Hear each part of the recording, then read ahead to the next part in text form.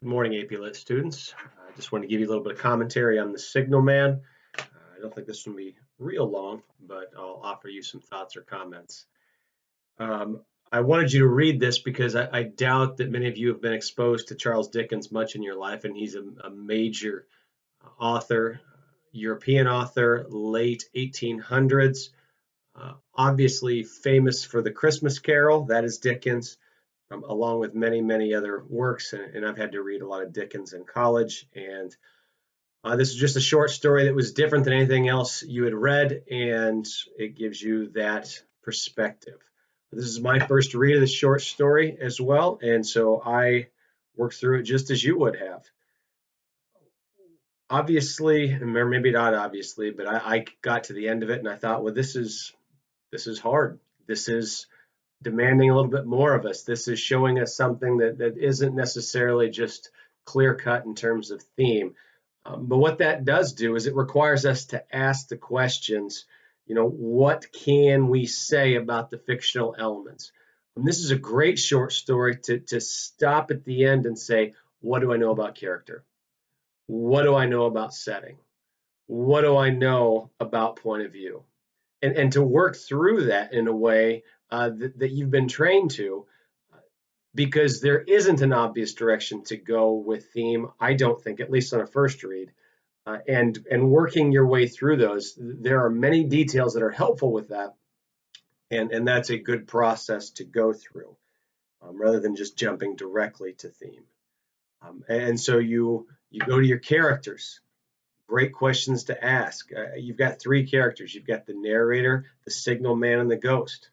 Well, how does each behave? What motivates each? How do they progress throughout? What sort of things do they want? What motivates them? And by stopping and breaking that down, you can kind of start seeing some parallels. Um, and one of the parallels that comes up that would point you to one theme that many people will commonly point to is that of responsibility. The signal man is distraught at the fact that he feels he is responsible preventing these upcoming deaths that he thinks the ghost is showing him. Only a few paragraphs after that is made clear, the narrator himself feels this heavy responsibility to try to do something about this signal man whose job it is to keep people safe and who is so obviously distraught. And so you obviously or also have this ghost who feels a responsibility to foretell what's going to happen. So responsibility is a common factor with all three characters, and only one of the few things, or one of the many things you would see if you were working through and just listing, here's what I see about the characters. And so again, this isn't just a short story that you stop at the end and say, oh, okay, I have it. You would want to do that character work and see what it is about them. You would want to stop and do setting work. Setting is huge in this. Dickens gives us a major setting, and if you the setting produces an obvious mood, an atmosphere around it, this supernatural feel. But you see certain things about the setting, like the fact that the signal man is so distinctly isolated. You see descriptions of the way he has to live and work as unnatural. That's one of the direct quotes in there. It's unnatural. It's as if you're leaving the natural world to come down to this post. And this is being shown, his need to be in this isolation, this unnatural environment. This is shown as a result of this technological advance of the railroad. And the job he's been given is one that has made him perhaps less human, or at least put him in a less human, less natural setting. This story has a lot of Gothic elements. This is a time period for a lot of Gothic writing, and two aspects of that are um, a respect for the natural world and a need for it, and also the dangers of solitude. Um, and so those things stand out once you break down a lot of the setting details. I think background on Dickens and background on the time period of the text also makes a difference. Um, with Dickens, if you study Dickens, urban settings are a big deal for him, and he often wants to shine a light on what happens to the underclass, to the poor, as a result of the industrialization of England.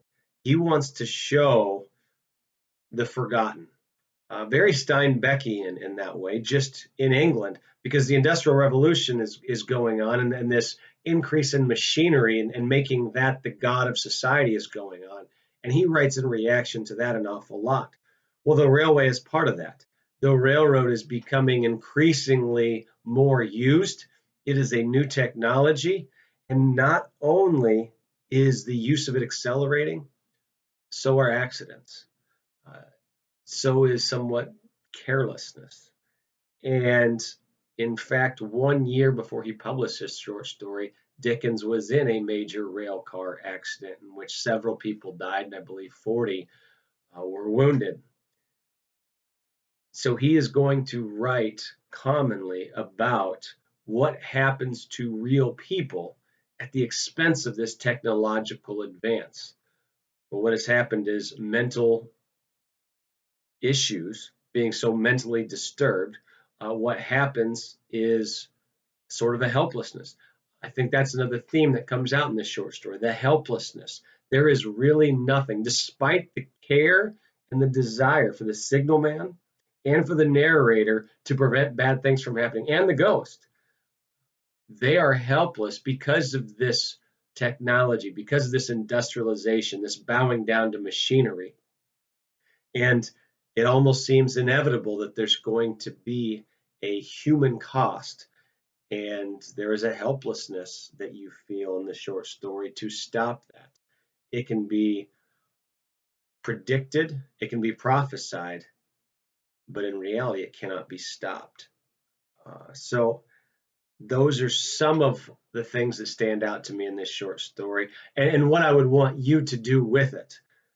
Again, taking those short story elements and working through point of view, working through structure.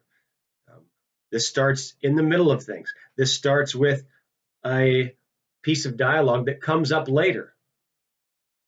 This structure of there are several different narrative arcs for each character.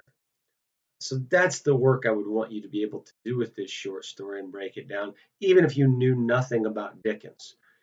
And so that gives you some exposure to him with this short story, albeit a more difficult one perhaps to move from short story to overall meaning. Uh, but it's a great chance to use those skills. So that is some commentary on the Signal Man. Hopefully you've been reading and thinking carefully and seeing some of the character elements and being prepared to describe them in specific language as you read these short stories. Thanks.